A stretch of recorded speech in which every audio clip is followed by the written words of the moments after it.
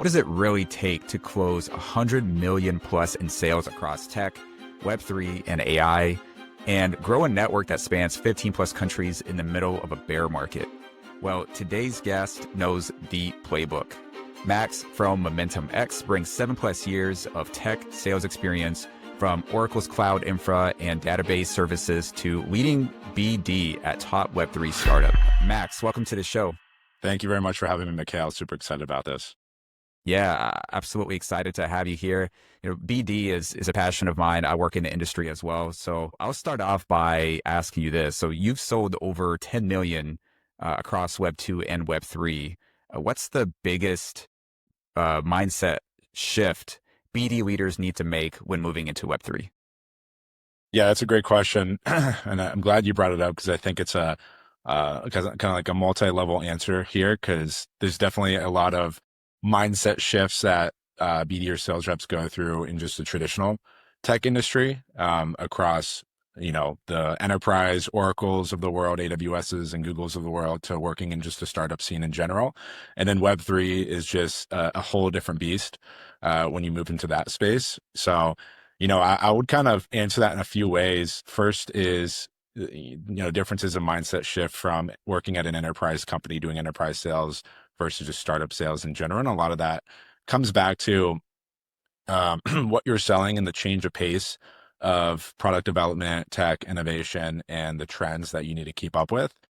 Back in my Oracle days, working for a large company like Oracle, selling to banks and hospitals, et cetera, you have pretty much all the information you need on the market and the trends in the internal database and in the personas that you're selling to. And if anything, there's quarterly calls that are set up, within the organization to talk about what's new in the industry, how successful sales reps are positioning and selling the Oracle Cloud Stack, and doing XYZ across, different verticals or segments in tech in general. So it's not as often that you're keeping up to date with trends, and, the best sales rep always are reading the news and they're keeping up to date with what's going on in the industry, but it's not necessarily, a must have from that perspective, because you're essentially selling the same stack. And then difference into moving into the startup space, because before Web3, I actually did have some startup experience. After Oracle, I worked for an e-commerce company during COVID timeframe that was doing a data analytics platform. And that was a really, really good opportunity for me to really understand what the startup space really was like. And essentially is, you have to be very open-minded. You have to be willingness to adapt. You might be selling one thing one day, but the next quarter, the next month might change a little bit, just how the market's moving. And it's really important to stay up to date as possible with the trends. So back then, following all the e-commerce trends that were happening in the in just like the COVID timeframe, which was actually innovating pretty rapidly, just because everybody was not outside and staying at home, actually developing new products and new e-commerce experiences. And then when you move into Web3, so once I made that jump into Web3, it's pretty much the traditional startup space on steroids, I would compare it to. As many of us know, narratives change in the matter of weeks, if not even days. And I've seen that those that are most successful in the Web3 BD and sales space are pretty plugged in online, whether that's crypto Twitter or just following the news from outlets, or just going to as many events and conferences or joining X spaces and being part of alpha discussions as possible, because you kind of have to just understand and know, continue to know what's happening in the space, and kind of change, if needed, value positioning or value props of the product that you're selling, almost on like a weekly or monthly basis, which is completely different than, the experience I had in the traditional space. So from a mindset perspective, it all comes back to just being, willing, having the willingness to continue to learn, being passionate about, the industry in general, and staying up to date on literally like I would say an hour by hour basis in Web3. Coming from the traditional world, when I first jumped into crypto, it was like a punch in the gut because I didn't realize how hands-on you have to be. And to your point, when you talked about being able to be flexible, these are the things that you have to do, and you be prepared to work, right? And when people would tell me that, it kind of scared me, right? Because I was in the banking world, wasn't super passionate about what I was doing. So the thought of me having to work harder scared me until I jumped in and realized this is so much fun. It didn't feel like work. Now, when you think about ROI, usually people think about that from the perspective of investments, right? Crypto investments, for instance. But ROIs could also mean the decisions that you make. So for you, Max, like what would you say was like the biggest return on your investment move wise during the bear market? Yeah, it was doubling down on personal brand and just building network. I took a yeah, I learned a lot in college. I went to Ohio State University, took a and was at the Fisher College of Business. Took some really good entrepreneurial classes, and I had one class that stood out to me the most, which was around really just like building your brand and your network in general. And the first day of class, you walked in, and on the whiteboard it just said, "Your network is your net worth," and that was something that really stuck to me. And early back in the college days to through Oracle, et cetera, to Web3. So I always had that in mind. And that's why I've always been really big fan of LinkedIn, because I think it does give people the opportunity to build a personal brand and build a network all over the world. And it was a reason why me personally, I was so eager to move out of Oracle to the startup space, because I wanted to expand my network to the global setting versus at Oracle, you get, a territory of 5 states where you can build a really big brand and network across Texas, New Mexico, Oklahoma, et cetera. And you're kind of like limited within those walls in order to obviously maximize your sales opportunity. And then moving into the startup space, it was kind of like you could sell to anybody, anywhere, all over the world, which was really exciting for me to move into. And it was a big reason why Web3 was so fascinating, just because I mean, my first job in Web3 at ChainStack, they were headquartered in Singapore. So that was instantly gave me an opportunity to network outside of the United States. And then in the bear market, when, you know, nobody's really buying that much from an infrastructure perspective, especially during that harsh bear market in 2022, I was working for an RPC node company. Well, success is primarily based on developer activity, and then transactional volume on chain. And there wasn't that much back then. So, for me, instead of just sitting on my hands and kind of watching the wind blow and do that, I took the opportunity to really double down on my LinkedIn strategy, my personal brand strategy. So I started posting content more frequently, and then just connecting with people and not even trying to sell anybody anything, just wanting to learn and exchange notes and exchange ideas and topics, et cetera, to build more relationships within the Web3 space during that time.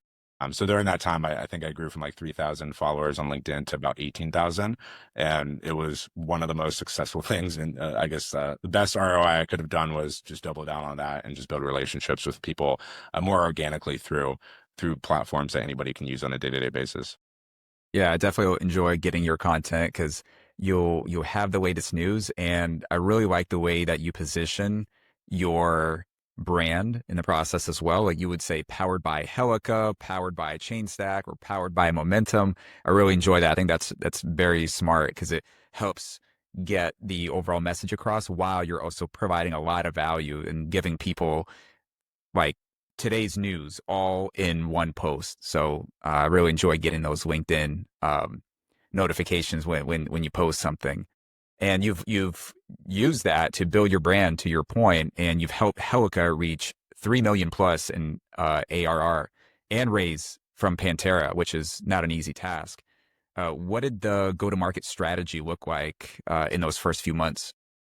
Yeah, and I'll preface, that was saying it's not a one-man show. I was super fortunate to be recruited by Anton, the CEO, and working alongside Mark Alloro, which is the CSO at Helica. Both have years, like decades of enterprise Web2 sales, and have been in the Web3 space for quite some time as well. So, and they're like business sales sharks. So I learned a lot from them. And I think when you have the opportunity as a sales rep to join executives and on a startup stage that also have that same passion and eagerness, to make business relationships, connections, and close commercial contracts, and have that motivation at a very high level. It just best case scenario, just because it's almost like you get an MBA of business in real life, working at a startup. So I would say that was like, super lucky to work alongside a very strong executive business leadership team with Helica. And I would say like there's a couple things that we did very well out of the gates at Helica.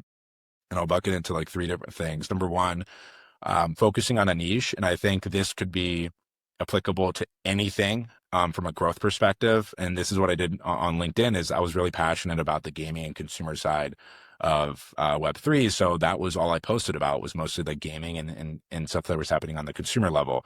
When I joined Helica, we're agnostic data analytics platform, serving and working supporting, 20 plus chains, can support all types of off-chain data sets, a bunch of different social data sets. So technically we could have worked and sold to anybody, but we chose the gaming vertical just because gaming is very data intensive.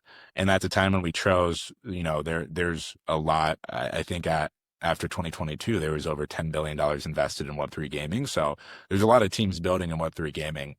So we quickly attacked that vertical and marketed and branded ourselves as like the leading gaming data analytics platform. And it resonated really well with a lot of the companies that we spoke to and allowed us to pretty quickly close really big commercial contracts with the top echelon teams in the space that had games live, or at least were like pretty far along in game development. So I would say focusing on a very specific niche to start is super important.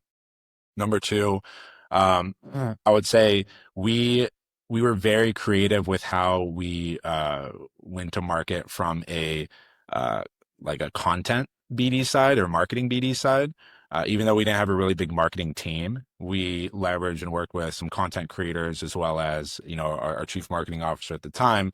We built this really strong flywheel of analysis posts that we make. We were a data company, so we had a lot of the data both on chain and off chain. So we would every week talk internally, which are the 5 teams we want to set up calls and meetings with this week. And we would actually put together a thread on those 5 teams, like a project analysis of like, hey guys, this is Pirate Nation proof of play.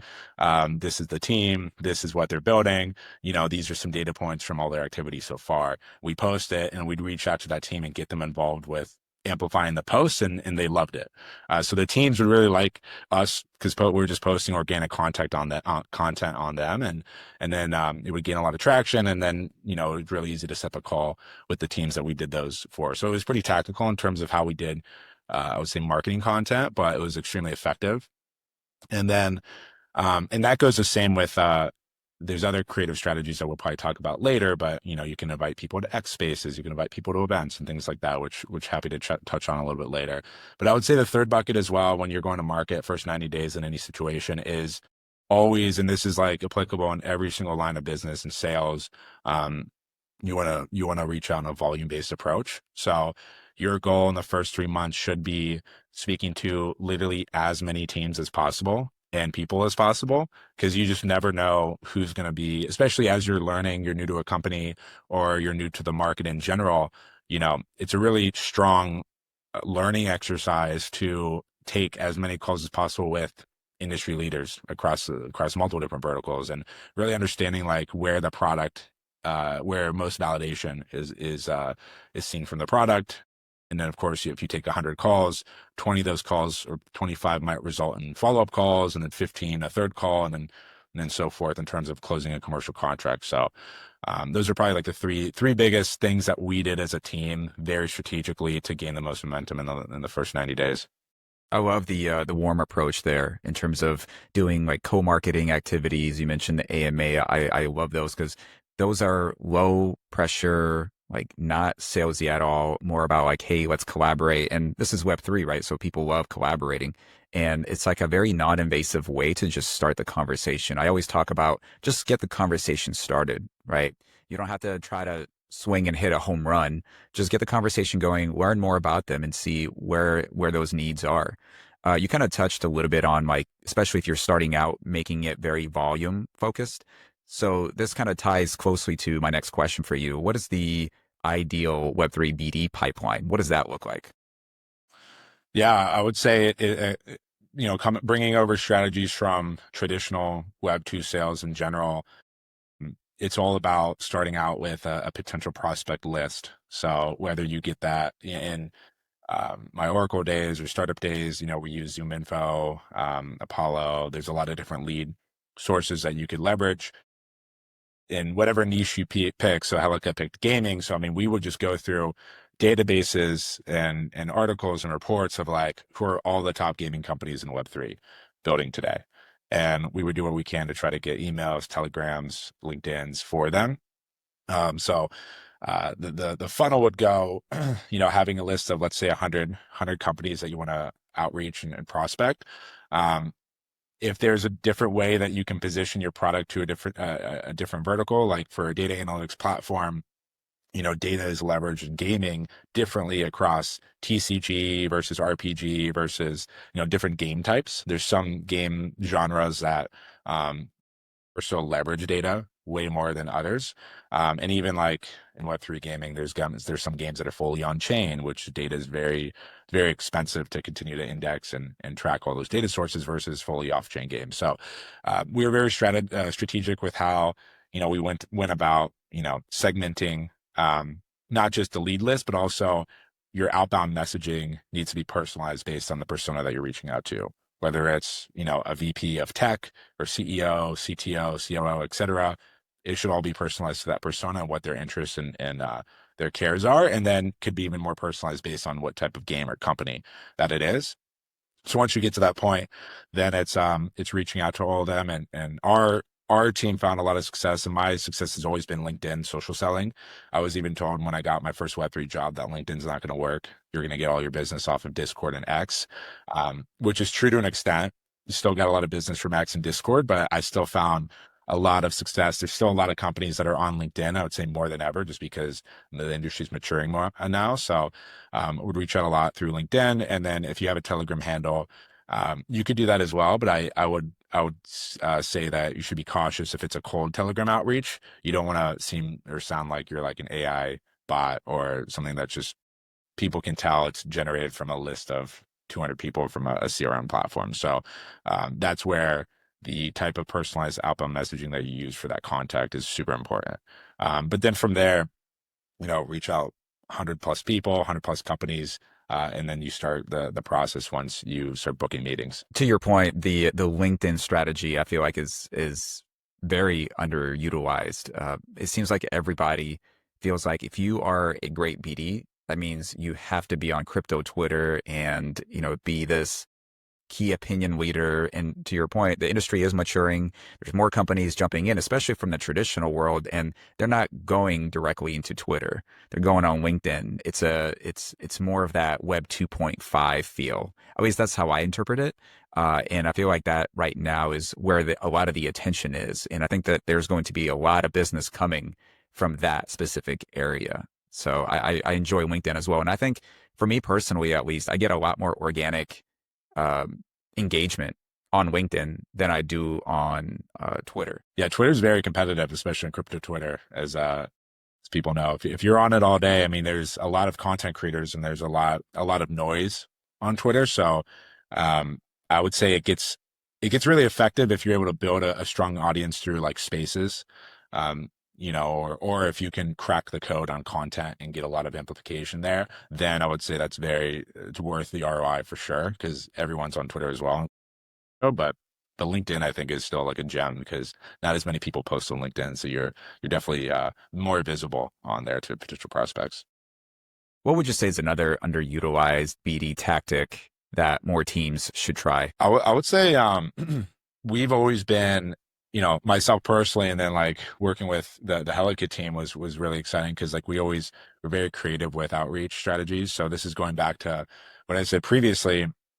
It's funny because you'll find out, cold messaging, cold outreach is very hard. So you have to tune it the right way. That's why I like LinkedIn. It's more social selling is what people call it, where you're coming off as an actual person wanting to understand who they are, what their company is, what they're trying to accomplish, X, Y, Z, and go from there.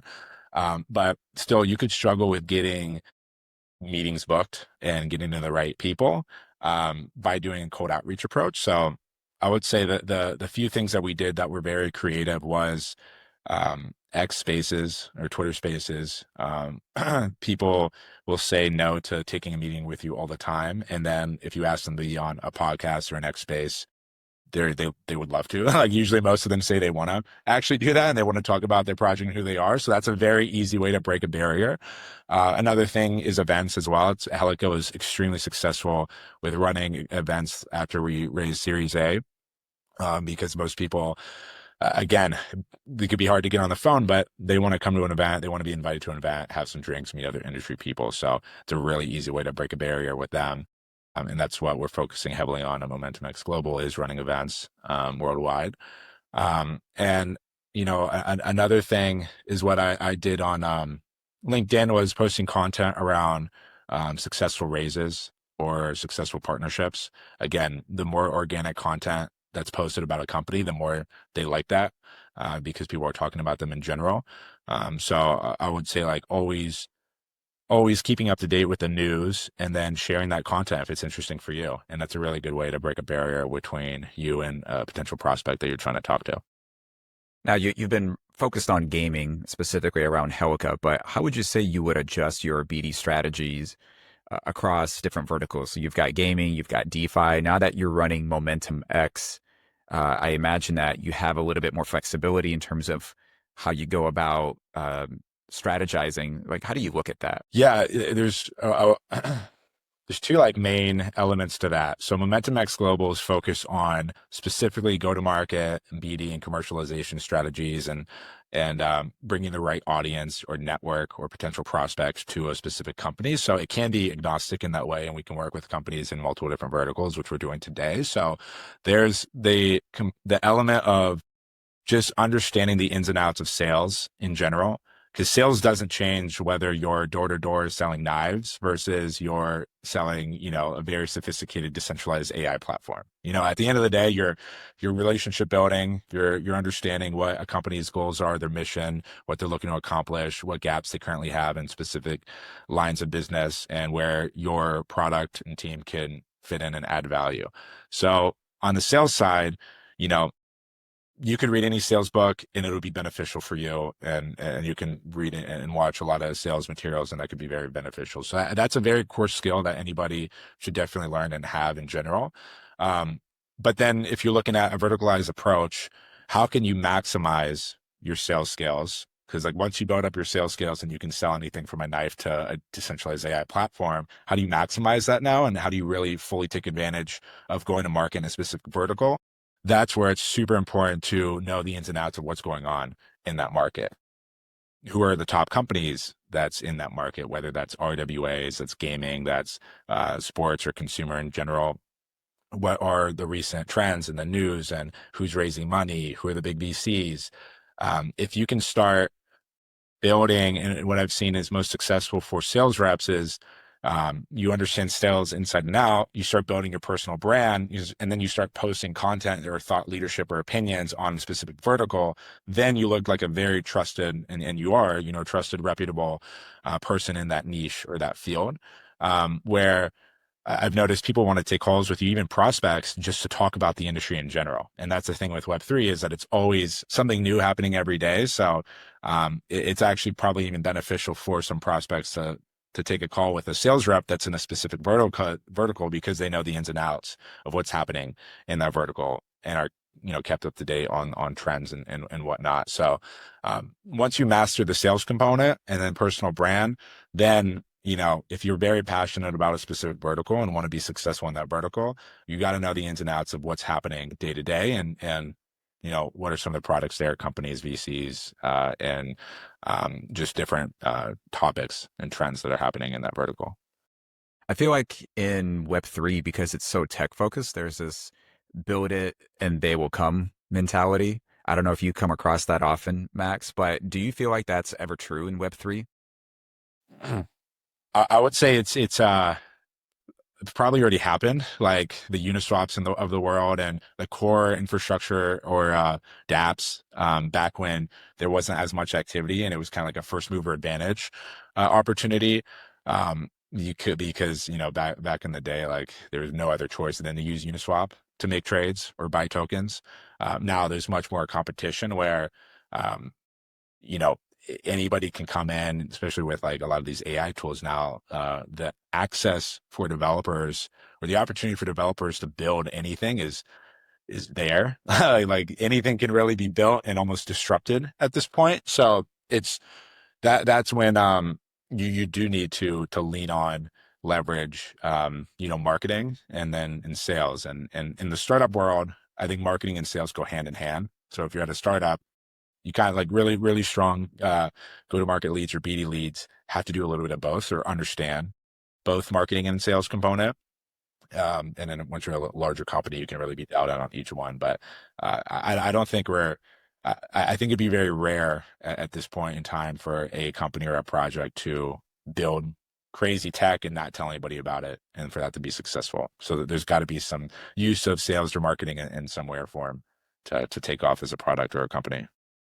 I agree. I think the space is becoming more and more competitive, and with competition, you need to have and utilize more resources in order to get the edge. So this was very helpful, Max. I've been in sales business development for 4+ years, specifically in Web3, and I feel like I've learned a lot just from having this conversation with you today. Where can teams get a hold of you? Yeah, so easy to find on LinkedIn. If you look up Max Kaufman, I have a lightning bolt next to my name. So you could search me there on X. I'm at Big Dog Max. So it's BIGDOG_Max MAX. And then you could also look up Momentum X Global on our website's momentumx.global. And then you can look it up on LinkedIn and X as well. And that's just that Momentum X Global handle. I'll be sure to include those links in the description. Max, thanks so much, man. This was a real pleasure. And for those watching, please like the video, support Max, give him a follow, subscribe to the channel, and we'll catch you guys in the next one. Yeah, thank you so much for having me, Mikhail. This was a lot of fun.